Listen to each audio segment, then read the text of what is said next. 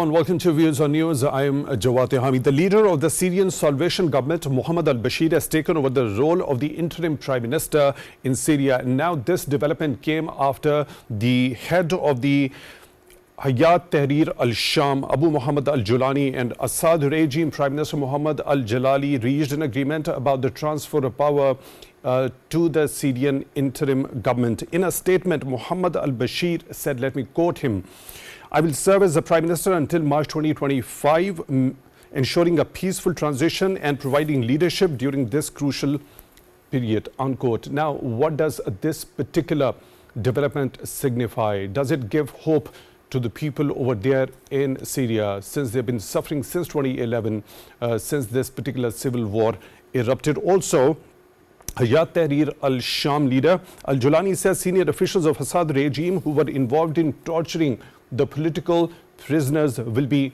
named. What does that statement mean? What is the intention behind it? Accountability or retribution? We'll also take analysis regarding that particular development. Also, there are multiple reports regarding Israeli airstrikes on Syrian territory, with its forces advancing towards Damascus with tanks. Also, UN envoy to Syria, J. Patterson, has termed this particular Israeli aggression as a troubling development. Meanwhile, UN humanitarian agency says that around 16 million people in Syria are in need of aid. At the same time, we have seen the United Nations Security Council also held a closed door meeting, and the members agreed on the need to protect countries' territorial integrity, civilians, and the influx of the humanitarian aid. Another major development, Russia says it is trying to establish a contact with those capable in Syria of ensuring the security of its military bases. What does the Assad regime's fall mean for Russia? All these important aspects for discussion in today's show. For that, we are honored to have been joined in the studio by Rear Admiral, retired Faisal Shah, senior analyst. Admiral Shah, thank you very much for your time, for being with us on the show tonight. Really appreciate that. Also in the studio, we are honored to have been joined by Dr. AmnaMahmood, foreign affairs expert. Dr. Amna, thank you very much for your time also, for being with us on the show tonight. Really appreciate that. On Skype, we are honored to have been joined by Mr. MianSanaullah, former ambassador. Mr. Sanaullah, thank you very much for your time also, for being with us on the show tonight. Really appreciate that. Let me begin the discussion with you, Admiral Shah. This transfer of power, quite a successful negotiation happened between the HTS Abu Muhammad al-Julani, the leader of that particular rebel group, and also the Assad regime Prime Minister Muhammad al-Jalali. Mohammed al-Bashir, the leader of the Syrian Salvation Government, has taken officially the role of the interim Prime Minister. What does that basically signify? A successful negotiation? Do I understand that well? Or is there something other behind the scenes? And what do you think it is, how it is going to play until March 2025, as al-Bashir has said that he is going to provide leadership till that particular specific time? Thank you very much, Jawad, for inviting me and talking on a subject which is nowadays hot cake and I think very interesting developments taking place. You see, this Mr. Bashir has been Prime Minister of Syrian Salvation Government also, and he has been governing the northwestern part of Syria. So if you say that there have been successful negotiations or not unsuccessful negotiations, there is no point of that, because the Prime Minister who worked with Bashar al-Assad Sahab did not have any other choice but to succumb to the demands of HTS, and that's how I mean, he made a very prudent decision. And I hope, I believe, and I wish and pray that this period until March 2025 brings stability, peace, and I mean culmination of all this chaos that is going on. But I see more chaos coming to Syria in times to come, because there are so many factors playing in Syria which might, if the frequency between them is disturbed, there will be more chaos. For example, people who have come to power, you know their background also.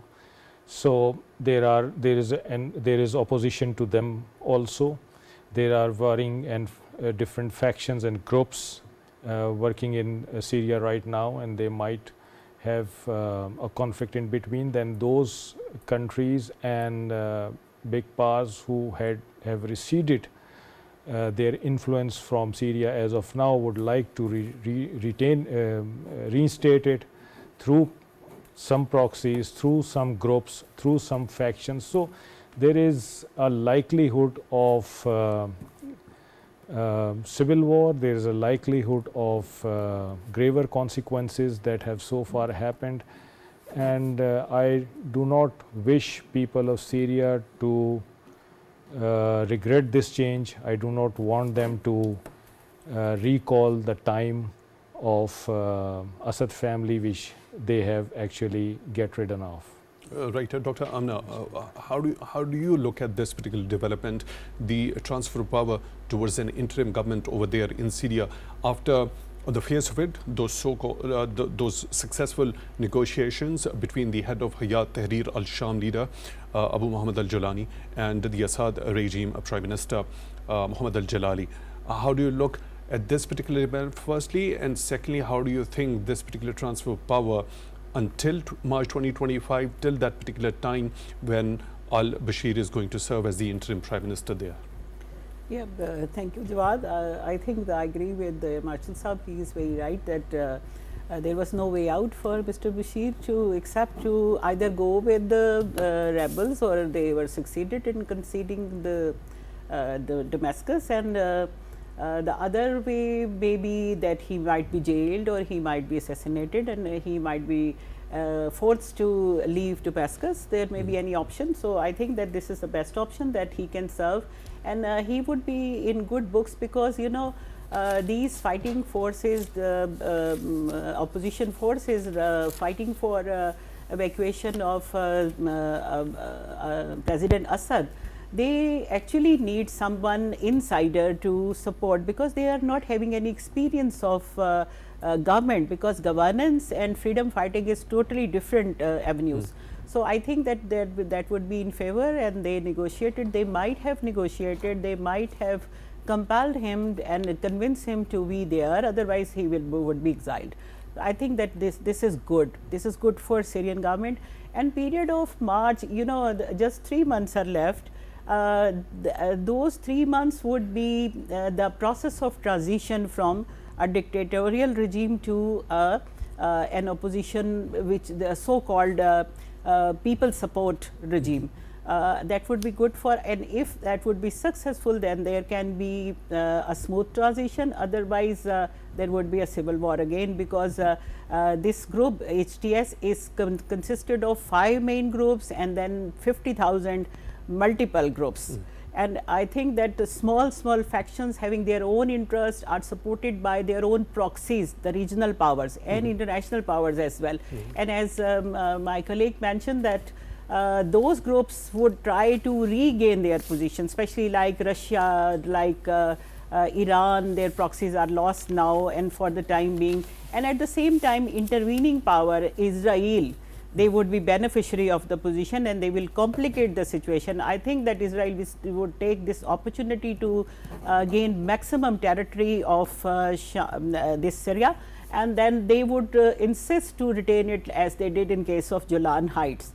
So Israel would be intervening force. So I think that Syria needs stability during that period. Okay, so the benefits that are likely to be accrued on the part of Israelis, I'll come back to that particular point. What about this Syrian Salvation Government? What is that? Could you shed a little bit of light regarding as to what does that comprise of? It comprised of all the winning forces. All the winning forces, they have won, and they have rather conquered Damascus, and they have forced Mr. Assad to leave the country, and now there are informations that is public that he is now in Russia. He has taken asylum. So I think that this Salvation Government is consisted of all rebel forces, and a group of that.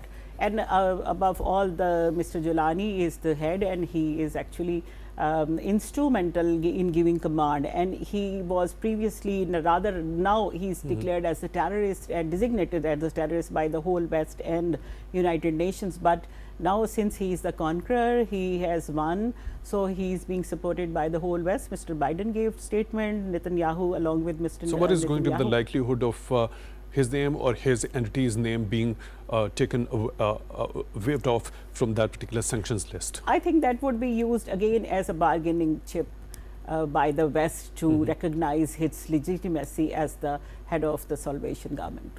Right. Let me bring in Mr. Ambassador Sanaullah into the discussion also. Mr. Ambassador Sanaullah, firstly, how do you look at this particular transfer of power? Do you think the suffering of the Syrian people who have been suffering since the eruption of the civil war back in 2011, that is going to be alleviated, not completely, but to a larger extent? I pray that your wish may be granted. But as my other colleagues have just spoken, power has dictated. It is a good development, positive development, but I think how long it would stay is the key question. And given the interest of the regional powers, especially Russia and Turkey and Iran, and other countries like Israel, I think the hardship would get enhanced, and people would really suffer. And as we have just seen, Joe Biden's statement that they are not interested only in good words from Giuliani, and while they were referring to his speech at the Umayyad Mosque, but they emphasize the action part. And it reminds me what America had been saying to us in case of Afghanistan. I'm afraid to say that it may turn into another Afghanistan in the Middle East. That would be terrible, and surely Israel is prepared to do it. And how Iran would take it, because Iran is the country which has really suffered in terms of its strategic power or outreach. It has whatever it has done in the past 10 years, I think it seems to have been lost. It is no way its role would be diminished, and that would be unacceptable to Iran. Or it would react. Iran's leadership is very wise, very calculating as far as the strategic outreach or strategic goals are concerned. But here they have lost what nobody could ever imagine. As was pointed out, the Russians, they are prepared to secure their armaments, their maybe troops, that kind of things. But the problem is Israel. Israel is taking it as a step to emphasize its security demands. And we have seen the commitment or the declaration from statement from British as well. They have just gone ahead, and this is how things are. It is a melting pot. It is in flux. I think we will have to wait and see. But the coming days are not going to be very peaceful. It may not be immediate anarchy. It may not be immediate bloodshed, but it is difficult. The signals we have received from the initial statement of Giuliani is disturbing. At least this is how I read the situation. The statement from Al-Julani also. Mr. Ambassador Sanaullah, when we talk about this, such a rapid advance, one city after another, the capture of Aleppo, and within a few days, the rebels captured Hama, Homs, and then reached to the gates of the capital, Damascus. When the fighting, the intense fighting was underway, when the rebels were advancing towards Hama, there was a statement by the former President Bashar al-Assad that he had vowed to crush the rebels and accused Western powers of trying to redraw the particular map. So that particular resolve of crushing the rebels on one side, and on the other side, what we look at, that particular statement by the Foreign Ministry of Russian Federation, that he stepped down after talks with various factions over there. So on one side there was a resolve, and then all of a sudden he went into negotiations and stepped down. Why the things happened so fast within just span of a few days, from that capture of Aleppo to the reach towards the gates of capital Damascus? I would not be able to answer your this question, why it happened, why the collapse happened in just 10, 11 days. It is a surprise, it is a stunning thing. Nobody ever thought. But one thing, reasons people are mentioning are that Iran could not send its support.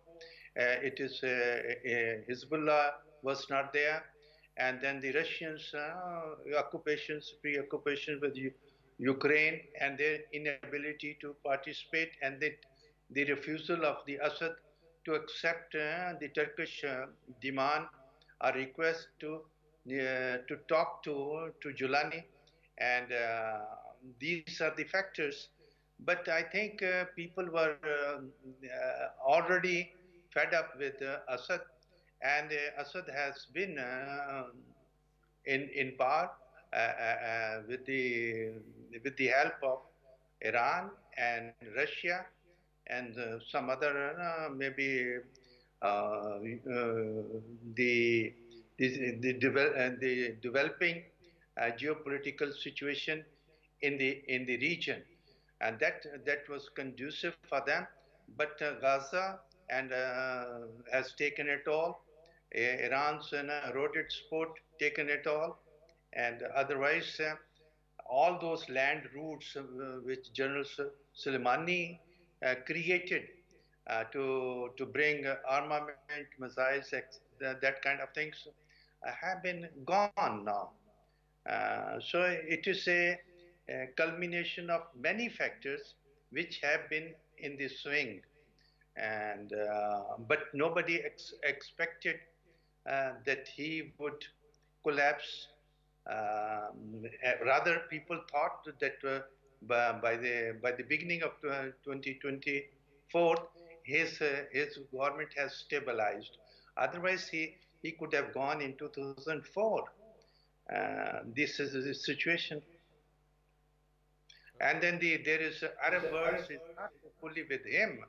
Basically, he was left all alone, and Gaza war has taken a toll as far as his support is concerned.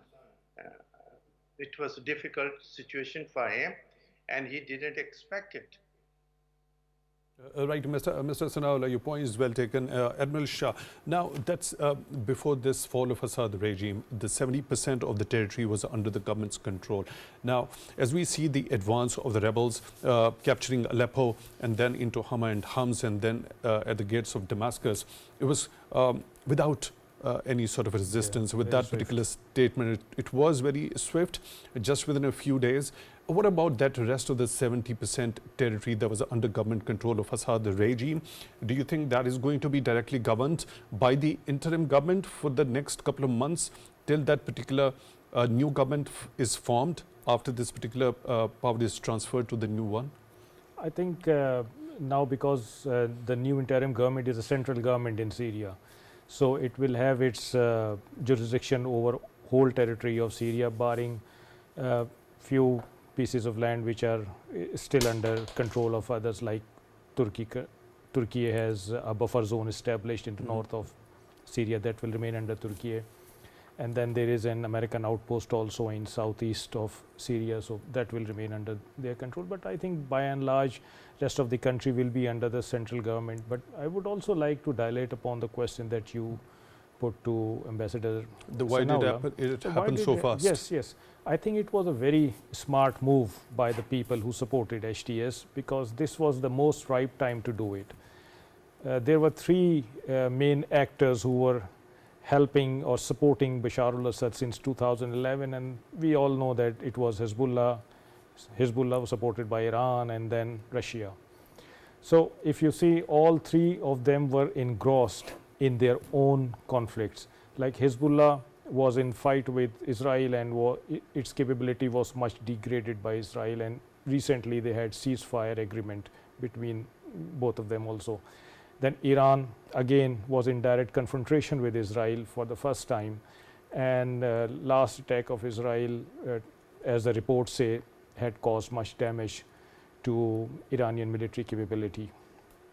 Then Russia was already involved heavily in Russia-Ukraine war, and you know that few days back there was a spat of missiles from both sides, which was very high tech, and for the first time, like, Ukraine used American and UK origin missiles, and then in response Russia fired ballistic missiles with MIRV technology, multiple independent re-entry vehicle. So situations on all three fronts with all three actors was very grave. And as soon as this happened and it was apparent that the rebels were moving fast with no resistance, if you see, Russia, Iran, they pulled out their advisors, and the statements coming from their leadership was that now we are concerned about the future of Syria, we wish them best for their future, and we hope for the best and peace and things like that. So there was a message given by all of them that for Russia-Ukraine war is more important than anything else in the world.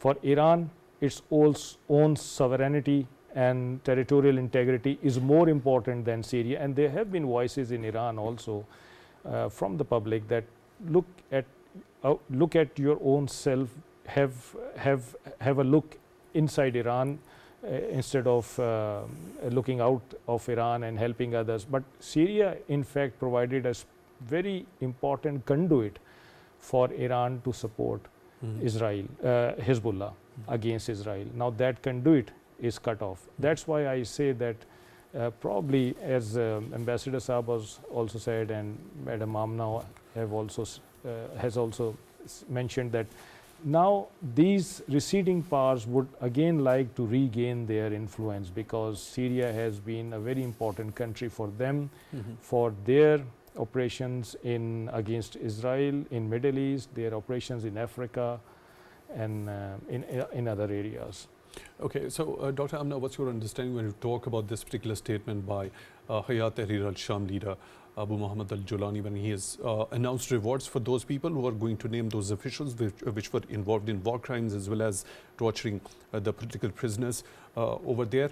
Do you think it's going to be a step towards accountability, or is it going to turn into more of a retribution? Both. I think both. Because this is the way to let them offer them surrender or give their weightage to the rebels and Mr. Julani's government. I think that in both ways he would be the beneficiary. If they would surrender and people would bring them, it would increase their loyalty level among the masses. And if those officials would surrender and they would be on the government side, then they would reveal other facts against Mr. Assad's government. In both cases, I think that would be good for them. Secondly, I would add to what Marcel Saab said. The Syrians, good for whom? Syrians? Good for Mr. Julani. Okay. And his so what sort of an impact it is going to likely to have on the people in Syria in general, when the UN humanitarian agency says that more than 16 million people are in dire need of aid, and there's been displacement of over 800,000 because of this recent fighting. And there was displacement on a larger scale before that during this entire civil war. Yeah, also. 2 million refugees in Turkey, 1 million refugees in other surrounding given countries. those stats, this particular announcement naming and whether it's go towards accountability, but it is going to be perceived as a retribution on the part of the people who are going to be named.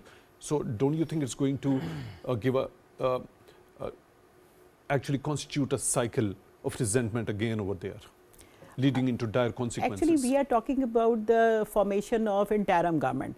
And since the leader of interim government announces that if people would support to bring officials involved in war crimes, they would be persecuted and they would be rewarded and those officials would be persecuted. That is something different, and humanitarian crisis is different. They are not focused on humanitarian crisis, rather they have created this humanitarian crisis, because that is not created as a practice in UEL, that is created through the civil war erupted all over Syria. So, I think that they are least concerned at this time about the masses. They want to encourage those who are in their support, and though they want to persecute those who are against them. So, the officials of Al-Assad regime are on the target right now, and they would be persecuted, and though people among the rebels or their supporters would try to bring them into the court of law. And the court of law would be the like Mr. Mr. Assad himself established, that within second there was trial concluded and there was punishment given to, and that may be the death penalty as well. So, I think that they are trying to establish their writ over Damascus, and they are not having writ right now on rest of the country, because they are detached from their local administrators. You're talking about the interim government, right? I am talking about the interim government, because so previous government is over now. What about the rest of the 70% territory which was under control of the Assad regime? Yeah, we were just discussing that area was under control of Assad regime, but now the governments are shelterless because they were controlled by the Assad regime, and since Assad is not there, and the Salvation government has not established its writ yet, and they are trying to do it within 3 months that they have taken as the interim government is going to do. I think that this time is very critical for themselves because Salvation Army is having, they were a warrior group, a terrorist group, a group of rebels, but now they are going to transit into government, and that would be difficult for them. And talking about the humanitarian crisis, that was already there, but it is much augmented because the supply of food is stopped, a supply of oil is stopped. Oil was coming from Iran, foods were coming from Russia and surrounding countries. They have closed their borders because they are scared of refugees. So, the humanitarian supplies are no more, so there would be crisis. So, do you think the United Nations Security Council would be able to do something about it? I mean, they've had a closed door meeting, yes, and they've also, the members have agreed regarding the territorial integrity. That aspect I'll come to for further analysis on that. What about civilians and the influx of humanitarian aid? I think Jawad, it would be not more than a lip service. As in case of Gaza, as in case of Lebanon war, we have seen, because Israel is directly involved. So, they would buy time to capture more and more territory in Syria, and UN Security Council would continue its lip service during that period. Otherwise, there could be immediate intervention by the UN. There is no program revealed by them. At that most, what they can do, they can offer their humanitarian grant, their humanitarian aid and supply that is coming from the neighboring countries as well. Qatar has just sent them. I think that this is the time when nobody would interfere in this crisis, because they are letting rebels to settle their scores, and then they would intervene at the time of the formation of government, when the rebels would take over, because this is the interim period to consolidate. Do you foresee some different sort of a scenario as far as the situation over here in Syria is concerned? If I got correctly, what Ambassador Sanaullah was of the view, because of this particular recent crisis that has developed over there in Syria, it is going to turn into another Afghanistan. We saw there was an interim government back there in Afghanistan since 2021. It's been more than 3 years over there now. We haven't seen any formation of inclusive government over there. Do you see this particular interim government linger on more than the designated period which al-Bashir has said that until March 2025? We wish that it would happen, but I agree with the Mr. Sana that this is the time because they are having the same warlords and having groups with different interests. You know, Mr. Julani belongs to the Kurd group, and he himself has his design to make a greater Kurdistan, taking territory from Turkey, Iran and Iraq, and calling their refugees from all over the Central Asia. And it is a big goal, and this is hard to achieve because 3 countries would not agree to relinquish their territory just on their request. There would be war again. And he as a Kurd would not be able to gather that much support as the other Syrian groups, and Syrians identities would not agree in the long run to have him leader. But let's see if that happens with in the power game. And then there would be resentment by the Alvis. They are 10 to 15%, but they belong to the power group, so they are strong, and they are having having control of most of the coastal area, and so they are rich. They can sponsor war as well. So I think that scenario is not so clear. And Mr. Sana is very well said that that may be converted to Afghanistan, especially in the wake of the interference from United States, Israel, and then attempt to regain its position by Iran and Russia. Right, interference, especially from the United States of America. Ambassador Sanaullah, you already talked about that particular statement by Mr. Biden. There was also a statement when he said it's also a moment of risk and uncertainty. As we all turn to the question of what comes next, the US will work with our partners, the stakeholders in Syria, to help them seize an opportunity to manage the risks. That's not the only statement. Now, we also know for a fact that there is a transition period as we speak there in the United States of America with the new president-elect Donald Trump to take over in January. What Donald Trump has said regarding this, let me quote him. "The United States should have nothing to do with it. This is not our fight. Let it play out. Do not get involved," unquote. So which out of these two statements holds more weight as far as the situation in Syria is concerned? Transition for any country in such a situation is a difficult, very challenging and serious matter. Given this the geographical landscape and the pluralism of the population within Syria, and the hostile countries all around it, I think it is a dynamite which cannot be kept safe if not guarded carefully, and steps are not taken with thought out strategy. Now you have spoken about the president hopeful, Mr. Trump. His statement is okay, and he has issued that kind of statement for other crises too, or ongoing wars too. But can he afford to annoy Israel? I don't think so. Israel has done its best in these 2 days to demolish, destroy the air power of Syria in order to make it a stingless bee. As pointed out earlier by my friends and colleagues, Russia is in bad shape. Hezbollah cannot do any damn thing. And then Iran cannot reach to Hezbollah, and Iran cannot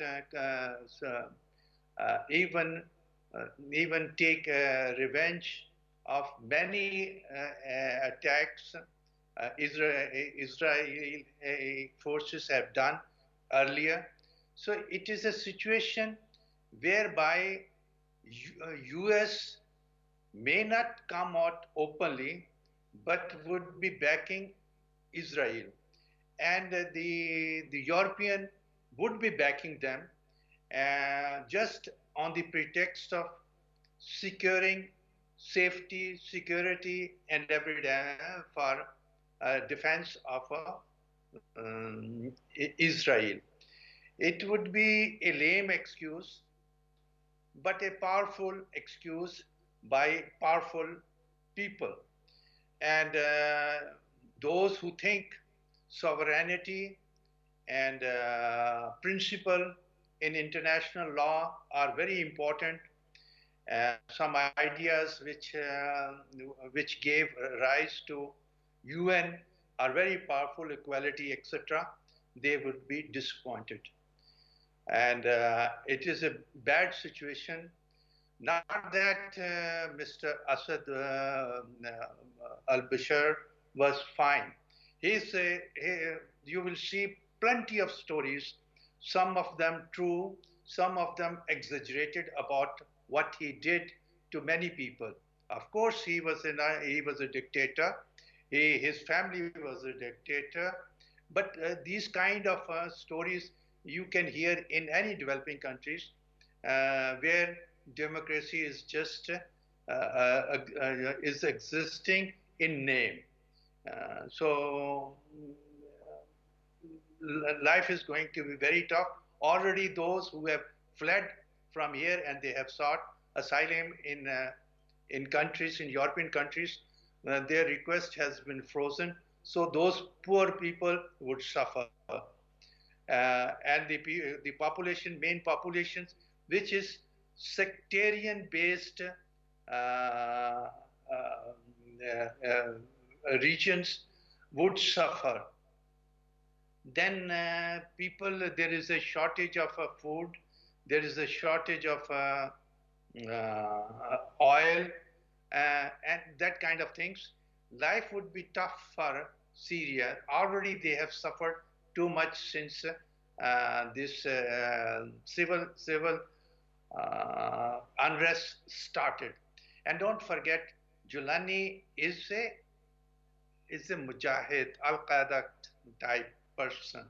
He may have been reformed. He still carries 10 million head money, and he's a winner. He's a warrior. And you do not expect a warrior to turn into a Democrat suddenly. Hopefully, he would reform himself, redeem himself, and redeem his actions, but it will take time. Ambassador Sanaullah, what about if he is not, there is less expectancy of him turning into a Democrat? What about the US and the UK? They are mulling over of, removing his entity's name from the sanctions list. What about that? Do you think after the removal he could turn into a Democrat with the acceptance from the West? No, even if he is given that relief, I don't think it would make any effect. Whatever his original thoughts are, they would be reflected in his followed up actions. And let me tell you very frankly that if he does not succumbs to Americans' pressure, then sovereignty, Syrian sovereignty would be hit. More, there are likely to be occupation of little bit of territory, Syrian territory, by Israel, on the pretext of securing security. Could do about it, Ambassador Sanaullah, on this particular front? They've had a closed-door meeting regarding, and they've also emphasized, all of the members have emphasized the preservation of the territorial integrity of Syria. This is what we see in that resolution by the UN Security Council back in 2015, also 2254, the principle of territorial integrity, unity and sovereignty of Syria. Do you think the UNSC would be in a position, if this particular advancement of the Israeli troops continues towards Damascus with every passing minute, and they are able to capture the Syrian capital over there? Would there be any choice at the hands of UNSC? No, the choice would be very limited, frankly, in terms of punitive action. Resolutions are there. Resolution had been in the past against many other countries, and but they have never been implemented. Nobody have ever been punished. My point is that Israel would dictate the terms of peace in this region. Ambassador Sanaullah, it would be Israel that would be dictating the conditions over here for peace in the region.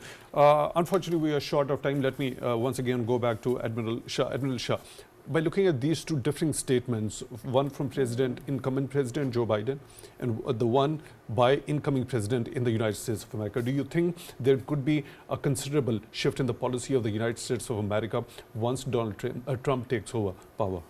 Mr. Trump has made another statement that you have not mentioned. He says that he wants Benjamin Netanyahu to stop the war, but victory has to be achieved. Now, nobody has defined this victory. What is that victory that will make Benjamin Netanyahu to stop this war? So he has given a blank check to Mr. Netanyahu that until and unless your own objectives are achieved. That was regarding the situation in Gaza. Yes, Gaza, but yeah. you know, Netanyahu, I mean, but in the situation he specifically talked about Syria, that Syria is a mess, but is not our friend. The US should not have nothing to do with it. This is not our fight. Let it play out. You actually cannot isolate Syria from Gaza, because with Syria in this situation, the ultimate losers are Palestinians. Because whatever resistance Israel was meeting with has become less. So, and with a blank check from incoming President of US to Mr. Netanyahu, now he has an impunity to do whatever he can do in Middle East, in the areas of interest in Middle East. So I see more chaos in Middle East in times to come. So what are the possible options at the hands of the Russians at this particular point in time? The Kremlin spokesman Dmitry Peskov saying that they are trying to establish the contact with those people who are capable of ensuring the security of their military bases over there. Yes, how crucial, strategically important those bases for the two key bases over there, naval bases for Russia, are? And do you think if Russians are able to have that positive contact established with those who are capable of securing their military bases over there? Well, when they say that they have contacted them and those people have assured them security of Russian bases, so we might accept that, okay, that is the case, but you never know that when the chaos spreads, so who cares who is going towards those bases. But those bases are very important for Russia, because those bases are there for Russian operations in Africa, in Middle East, and two of their submarines are stuck. They are not able to go back to Russia since the war between Russia and Ukraine started, because Turkey impeded their passage and they have closed that canal through which they had to pass through. So their assets are stranded over there in this area, and those assets have to be secured. What are the options for them right now? Options for them is to have talks with the new incoming government of Syria and become their friend and ally. And how are they going to do that under the influence of America and Israel and other powers? I mean, that is the art of diplomacy that they have to show.